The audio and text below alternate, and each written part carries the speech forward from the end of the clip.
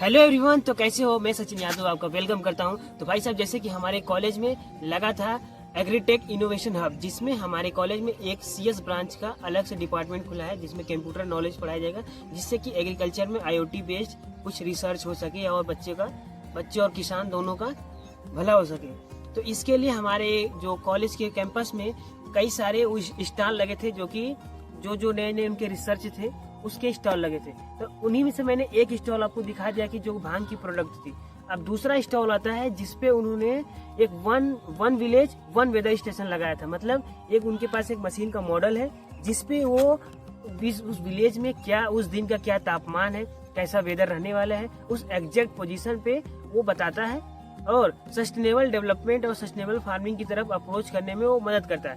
तो एक मशीन पूरे गांव की डाटा बताएगी, प्लस सॉइल कंडीशन, मतलब कहाँ पे कौन सी फसल की स्पेशलिटी होनी चाहिए, उसका भी डाटा वो शो करेगी। तो चलो उन्हीं के द्वारा हम आपको दिखाते हैं और आप सुनो, मतलब चलो उन्हीं की जुबानी सुनते हैं। 2 पेपर बचे हैं। नहीं, सेकंड ईयर में 2 पेपर बचे हैं बस।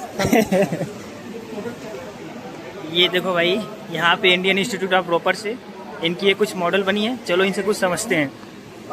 जो एग्रीकल्चर है, जो काम करते हैं, तो कुछ लॉजिक या सेंसर या डेटा यूज करके जब करते हैं उसको स्मार्ट बोलते हैं।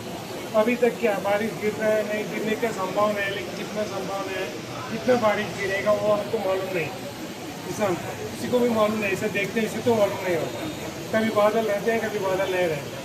तो अभी इसमें क्या है कि हम वेदर स्टेशन में अभी तापमान क्या है और बारिश का क्या होने का संभावना है, कितना बारिश होने का, कब कौन सा टाइम में होने का, ये पूरा इंफॉर्मेशन आपको आ जाएगा। ये पूरा वेदर स्टेशन है, सोलर पावर। शायद आपका सोलर पावर ये स्मार्ट वेदर स्टेशन है, जिसका डेटा आपको डायरेक्टली ऑटोमेटिकली मोबाइल उसके साथ पूरा साल भर का डेटा रहेगा। मतलब पूरा साल में कौन सा टाइम में कितना बारिश गिरा या क्या टेम्परेचर था, वो सब वो लोकेशन में आ जाएगा। ये इंफॉर्मेशन जो बहुत सारा एक्यूरेट रहेगा, जो आपका आईफोन या एंड्रॉयड में जो वेदर आता है ना, उससे ज़्यादा एक्यूरेट रहेंगे। क्योंकि वो लोग तो जो इन्फॉर्मेशन आता है वो भी ऐसा ही डिवाइस से आता है, लेकिन वो आपका जगह में नहीं रहेगा, वो कोई मंडल या डिस्ट्रिक्ट लेवल में रहेगा, जो 30 किलोमीटर दूर हो सकता है। और मौसम 2-3 किलोमीटर आगे बढ़ने से मौसम पूरा बदल जाता है। तो इसलिए आपका लोकेशन का एक्यूरेट इंफॉर्मेशन, एग्रीकल्चर हो, ट्रैवल हो, कुछ भी लॉजिस्टिक्स हो, उसके लिए यूज़ कर सकते हैं एक ही सिस्टम। तो गांव में एक सिस्टम डाल दिया था, गांव में पूरा फ्रेजाइल हो गया, सभी को फायदा आ जाएगा। ये आम आदमी ले सकता है इसको?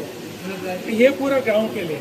सपोज गांव में 1000 लोग हैं, समझ इसका खर्चा समझ लीजिए 70-80 हज़ार।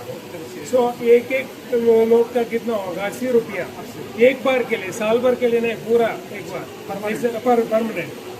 तो वो कुछ खर्चा है ही नहीं ना। तो ग्राम में सरपंच है, पंचायत है, वो डाल सकते हैं, उनके पास उतना तो पैसा रहेगा। जैसे वहाँ पे लगाए आपने फोटो, 3 किलोमीटर में हर जगह पे अवेलेबल है, नहीं खरीदना पड़ेगा ना। ये हम IIT रोपड़ से इंक्यूबेटेड है, लेकिन हम हैदराबाद से हैं। तो यहाँ पे ये जो देखेंगे आप, ये वाला टाटा ट्रस्ट ने डाला था। वो लोग टाटा वाला क्या 30 विलेजेस में ये इंफॉर्मेशन बताने के लिए हमारा सिस्टम डाले। एक सिस्टम से नहीं, बहुत सारे डाले वो लोग। तो वो इंफॉर्मेशन वो जो भी वो विलेज वाला सभी को इंफॉर्मेशन पहुँचाए। ये क्या करा दिया? ये किस लिए, इसका ये पार्ट है, ये जो ये अलग डिवाइस है, ये अलग डिवाइस। ये इरिगेशन कंट्रोल है। मतलब कोई भी अब मोटर ऑन ऑफ करना है तो वहाँ जाके ऑन ऑफ करना है। ये वाला तो डाल दिया तो अब कहीं से भी ऑन ऑफ कर सकते हैं, मोबाइल फोन से। ऐप रहेगा, ऐसे नहीं कि पुराना वाला जैसे SMS नहीं, ऐप रहेगा। ऑन करो, ऑन हो जाएगा, ऑफ करो, ऑफ कर दो।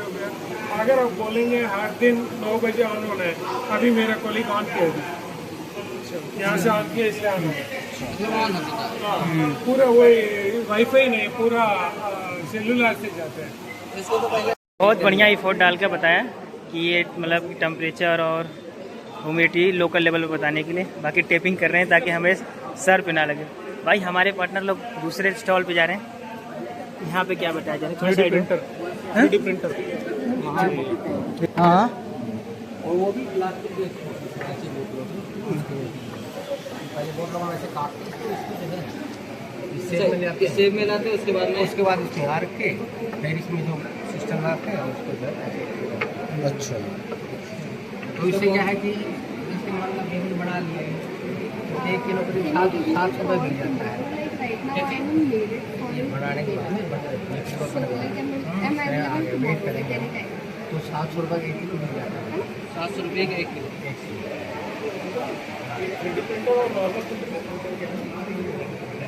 इसका क्या यूज है कल्चर में? प्रिंटर के मतलब क्या यूज है? फिलामेंट बनाती है, तो अगर वो फिलामेंट बनाएंगे तो वो काफ़ी हार्ड, मतलब वो आपको बहुत कॉस्टली पड़ेगा। तो बेसिकली स्टार्टअप्स वगैरह क्या करते हैं, जैसे आपको है, आप अगर मुझे ये पहले मशीन बनानी होगी तो ऑब्वियसली मैं क्या करूँगी, पहले हम क्या करते थे ड्राइंग वगैरह करते थे। तो आज के टाइम पे क्या होता है, ड्राइंग वगैरह कोई नहीं करता, हम उसको 3D प्रिंट करते हैं कि अगर मुझे एक बॉटल ही बनानी है तो मैं उसको 3D प्रिंट करके देखूँगी वो कैसे बनती है। अगर मुझे उसका डिज़ाइन अच्छा लगता है तो फिर मैं उसको ओरिजिनल बॉटल में कन्वर्ट करूँगी। तो कोई एक ऐसी चीज़ है जो आपको सिर्फ एक ट्राई करके देखनी है, तो आप उसको ज़्यादा कॉस्टली फिलामेंट क्यों यूज़ करोगे, राइट। तो अगर आप देखोगे कि जो फिलामेंट मार्केट में मिलता है, अगर आप ओरिजिनल लेते हो, नॉट द रिसाइकल, ओरिजिनल लेते हो तो वो बहुत कॉस्टली पड़ेगा। तो यूजुअली स्टार्टअप्स वगैरह क्या करते हैं कि जो हमारा रिसाइकल्ड प्लास्टिक से फिलामेंट बनता है उसको यूज़ करते हैं ताकि अपने कस्टमाइज प्रोडक्ट बना के देख सकें, है ना। फिर एक बार वो सेटिस्फाई ये हमने बनाएंगे जैसे। अब मुझे ये पता है कि मुझे सिर्फ एक मॉडल बना के देखना है, ठीक है, छोटे साइज का या उसका, ये सब उसी का है। इवन ये जो हमारे मशीन के पार्ट्स भी बने हैं ना, ये हमने इसी से बनाए हैं, इसी फिलामेंट से। इससे पहले डालना पड़ता है क्या बनाने के? हाँ, तो बेसिकली क्या होता है, ये बॉटल को हम क्लीन वगैरह करके उसको रिबन में कट करेंगे और यहाँ पर ये लगेगा। हाँ, ये सेंसर का ख्याल रखिए। हाँ, यहाँ पर हमारे पास 2 नोजल्स रहते हैं, बने वो उस फिलामेंट में से पास होगा एंड फिर हमारा ये 3D प्रिंटर प्रोडक्ट बनेगा फिलामेंट। ये हमें पड़ा है 2 लाख, क्योंकि इसमें R&D वगैरह भी हुई है। बट अगर कोई चाहता है इसको खरीदना तो हम इसको 1 लाख के अंदर करके दे सकते हैं। ये सेंसर ऑफ क्या काम है इसको? ये दूसरा है, ये एक्चुअली सॉइल टेस्टिंग वगैरह के लिए है। आपको शूट कर सकते हैं? हाँ कर सकते हैं। थोड़ा बताइए इसके बारे में। बेसिकली मेरा ये है, यहाँ पे दो स्टॉल लगे हुए हैं। ये है कि हम बायोमास का सप्लाई चेन बना रहे हैं, हम डिजिटलाइज कर रहे हैं बायोमास के सप्लाई चेन को। इसमें क्या होगा, फार्मर क्या चलेगा, मेरे खेत से पराली उठा लो, मैसेज जाएगा मूवर के पास, मूवर में हो गया ट्रॉली वाला खेत में आएगा, वो पराली को उठाएगा और इंडस्ट्री को दे देगा। तो इस तरीके से हम कंप्लीट सप्लाई चेन बना रहे हैं। We are making this unorganise sector organise in the management of biomass supply chain. Got it? Basically आप अगर पराली उसे खरीदेंगे कि फ्री मिलेंगे? अभी तो फ्री में लेंगे। कि पराली की सेलिंग प्राइस डिसाइड करती है कि हम किसान को पैसा दे सकते हैं नहीं। अगर हमारा सारा पैसा प्रोसेस में ही चला गया तो हम किसान को भी क्या देंगे ना। अभी है कि पराली जलने से रोकना, पराली का यूज़ केस बनाना। अभी इंपॉर्टेंट ये है, इम्पोर्टेंट ये है। जब आपको प्रोसेसिंग होगी, टेस्टिंग, तो उससे क्या प्रोडक्ट निकालेंगे? उससे CBG गैस बन सकती है, पावर प्लांट में यूज़ हो सकती है, बॉयलर में यूज़ हो सकती है, और भी मल्टीपल यूज़ हैं इसके ना। अच्छा, ये बता सकते हैं कि जैसे आप खेत से उठा रहे हैं, ट्रांसपोर्ट कर रहे हैं, इंडस्ट्री में प्रोसेस कर रहे हैं, तो उसका कितना कॉस्ट है? उसका 1000 से 1500 रुपये जाता है। कोई तो पैमाना होगा टन का, 1 टन का, या 1500 रुपये पर टन इनका कॉस्टिंग। मतलब सारी ट्रांसपोर्ट, हाँ, सब कुछ कर। ये क्या है सिलेंडर? अंदर मतलब